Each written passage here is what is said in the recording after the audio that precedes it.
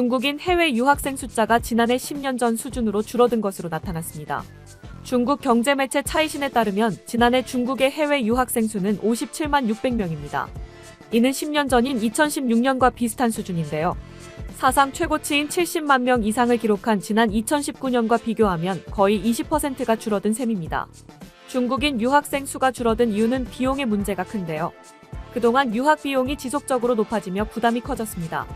중국 교육업체 신둥팡의 보고서에 따르면 중국 유학생의 평균 예산은 2023년 이후 증가했고 올해는 60만 5천 위안으로 12년 만에 최고치를 기록한 것으로 알려졌습니다.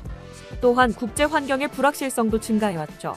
중국인 유학생은 2008년부터 2019년까지 급증했는데요. 2008년 17만 9,800명에서 2019년 사상 최고치인 70만 3,500명으로 늘었습니다. 이 기간 동안 중국의 경제 성장에 따라 소득 수준이 높아지며 해외로 나가는 유학생이 많아진 것인데요. 미국과 유럽에서도 당시 중국 유학생에 대한 문턱을 낮췄습니다. 팽창하던 중국인 유학생 규모가 줄어들기 시작한 것은 2020년 코로나19 대유행이 시작되면서부터인데요.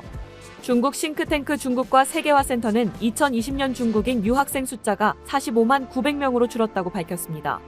2021년 52만 3,700명, 2022년 66만 1,200명으로 다시 회복세를 보이는가 했지만 이후에는 다시 감소하기 시작했는데요. 유학생 수는 줄어든 반면 귀국 유학생 수는 늘었습니다. 2025년에는 귀국 유학생이 2024년보다 4만 600명 늘었고 2023년보다는 12만 명 증가했죠.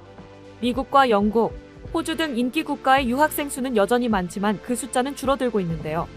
미국 내 중국인 유학생은 최근 10년간 18% 감소했습니다. 해외 취업 이민 정책도 강화되고 있는데요. 영국에서는 지난해 7월부터 취업 비자를 받기 위한 최저 연봉 기준이 38,700파운드에서 41,700파운드로 높아졌습니다.